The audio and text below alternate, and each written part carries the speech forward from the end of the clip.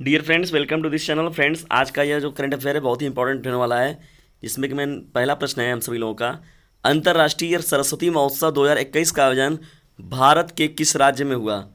तो बसंत पंचमी अभी जो हाल ही में बीता है, अंतर्राष्ट्रीय सरस्वती महोत्सव 2021 का जो भारत के राज्य हरियाणा है, हरियाणा में यह आयोजन किया गया। जो सेकंड प्रश्न हम लोग का है फ्रेंड्स, पुडुचेरी के उपराज्यपाल का अतिरिक्त प्रभार दिया गया है।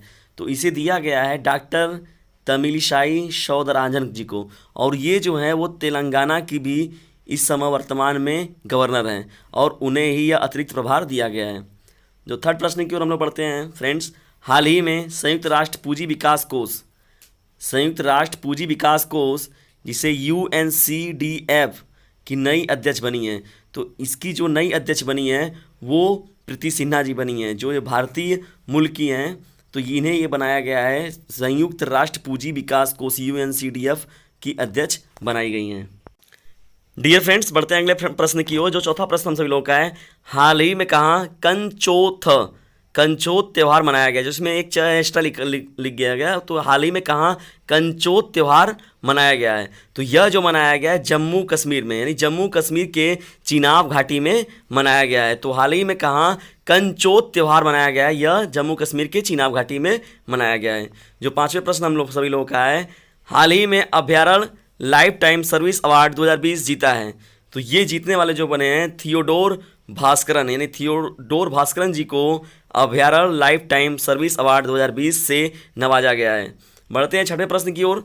दक्षिण अफ्रीका के क्रिकेटर ने संन्यास की घोषणा की है। तो जो फाफ डू प्लेसिस, ये एक बहुत ही बड़े प्लेयर थे, बहुत बेस्ट प्लेयर थे, इन्होंने संन्यास की घोषणा की है। और ये जो फाफ डू प्लेसिस खिलाड़ी हैं, यह दक्षिण अफ्रीका की टीम से खेलते हैं।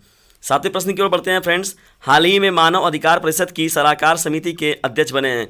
तो इसमें जो सलाहकार समिति के अध्यक्ष के रूप में नियुक्त किया गया है, उनका नाम अजय मल्होत्रा जी हैं। तो हाल ही में मानव अधिकार परिषद की सलाहकार समिति के अध्यक्ष बने हैं अजय मल्होत्रा जी। आठवां करंट अफेयर जो ये बहुत ही मोस्ट इंपॉर्टेंट होने वाला है, और यह जो नेशनल करंट अफेयर में तो बहुत ही मोस्ट इंपॉर्टेंट है। आज़ादी के बाद भारतीय इतिहास में पहली बार किसी महिला को फांसी दी जाएगी। जो इस महिला का नाम है शबनम, यानी शबनम नाम की महिला जो है, इनको भारत के इतिहास में यानी आज़ादी के बाद पहली बार किसी महिला को फांसी दी जाएगी। और इन्होंने क्या काम किया है, शबनम ने अपने पार्टनर सलीम के साथ मिलकर 7 लोगों को, यानी अपने परिवार के ही माता पिता के साथ 7 लोगों को इसने कत्लेआम कर दिया, इन्होंने उनका खून कर दिया इन लोगों ने।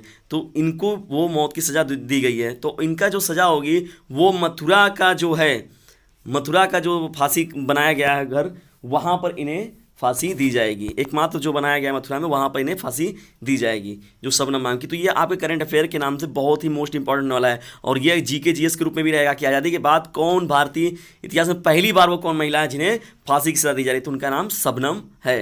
9वें प्रश्न की ओर बढ़ते हैं। पुडुचेरी के उपराज्यपाल जिसे हाल ही में राष्ट्रपति पद से मुक्त कर दिया गया, राष्ट्रपति ने पद मुक्त कर दिया, तो इन्हें जो मुक्त किया गया उनका नाम किरण बेदी जी है। अभी हाल ही में यानी पुडुचेरी के उपराज्यपाल के रूप में कार्यभार संभाल रही थी किरण बेदी जी, इन्हें राष्ट्रपति ने पद मुक्त कर दिया है।